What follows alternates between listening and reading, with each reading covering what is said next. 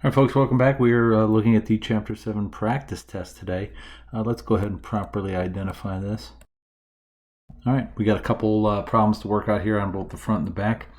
This is practice test, which means the actual test is right around the corner. Okay, number one, Mr. Vast draws an equilateral triangle. Equilateral triangle has three congruent sides, three congruent angles, all of which are 60 degrees. The side length's 8 inches. We're asked to find its area. Let's go ahead and sketch this out. We got a triangle drawn there, equilateral. All three sides are 8 inches long. So I'm going to go ahead and mark those as congruent. What's the area? Well, in order to find the area, we need to know the base and the height of the triangle. The base is already given to us because that's one of the sides of the triangle. So we're going to have the base here equals 8 inches. But the height we don't know. So what we're going to have to do is drop a perpendicular down here in this triangle and see if we can find the height. I do know that all the angles in an equilateral triangle is 60 degrees, so I'll add those.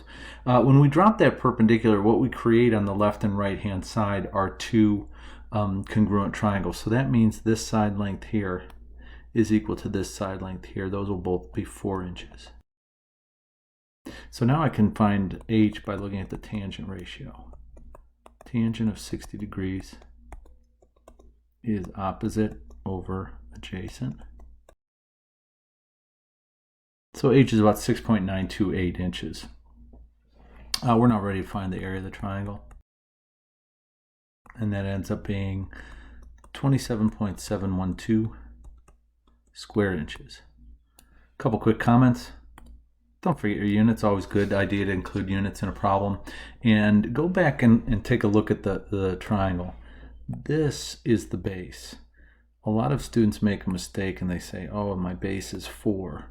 Well, that would be if we were only calculating the area of that left-hand portion. But the base of the full triangle is 8, so just be careful with that. Let's move on to question number 2. The diagonals of a rhombus are 8 and 10.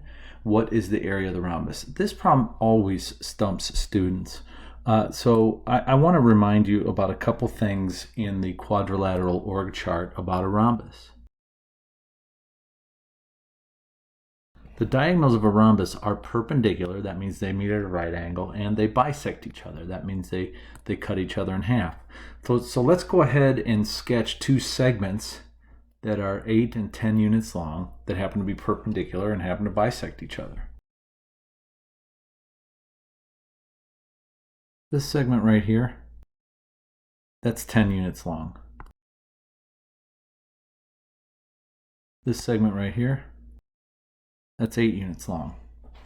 Okay, so we've constructed two segments that bisect each other and happen to be perpendicular. I can see that on the grid. That means that if I form a quadrilateral with those 4 points, the endpoints of those two segments, I'll have a rhombus. Okay, so what do we do now? Well, we're asked to find the area of the rhombus. Well, this side length right here in the triangle is 4. This side length is 5. I could probably find the area of that triangle by doing the whole 1/2 base times height thing. So that's 1/2 of 4 times 5. Let's see, 4 times 5 is 20. Half of that is 10. So that's 10 square units. But I don't just have one triangle. I have actually 4 triangles that make up that rhombus.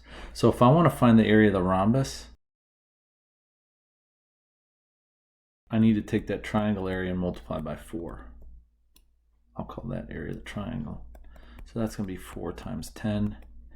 That tells me the area of this rhombus is 40 square units. Okay, moving on. Let's go ahead and take a look at question 3. Consider the points A at 4, 7 and B at 8, 10. Notice there's no graph paper to do this problem, so we're not actually going to plot the points. We're going to do all of our work algebraically. If M is the midpoint of segment AB, what are the coordinates of M? Okay, so we got to go back to our relationship for midpoints. The midpoint of a segment is the sum of the x coordinates divided by 2, sum of the y coordinates divided by 2. So basically we just add up the x and y coordinates. So we're going to have a 4 and an 8. And then we had the y, 7 and 10. And then we're going to go ahead and write our final answer here. 4 and 8 is 12, divided by 2 is 6. 7 and 10 is 17. Divide that by 2 and you get 8.5. So that's the midpoint of segment AB. Okay, now take a look at this question. Now I want to highlight something here. This is could trip you up if you're not careful. Now we're saying B is the midpoint of some other segment AP. So I'm just going to kind of sketch what this would look like out in space here. If I have point A here, B is the midpoint, and then P is at the other end. So it's going to look like that if I were to draw this in space. So what we have to do is find the coordinates of point P if B is the midpoint of that segment. So we're going to have that relationship where we have A on the left, B on the right, and P in the middle. Let's look at the x coordinates first. The x coordinate of point A is 4. The x coordinate of point B is 8. How do we get from 4 to 8? We had 4. So we got to add 4 more to get to P. That's going to be a 12. Now let's take a look at the y coordinates. Y coordinate of A is 7. Y coordinate of B is 10. From 7 to 10 is plus 3. So from 10 to P also has to be plus 3. That's 13. So there we have our coordinates for point P. And we better write it as an ordered pair. P is the point 12, 13. All right, folks, that's it for page 1. Go ahead and stay tuned for page 2 here shortly.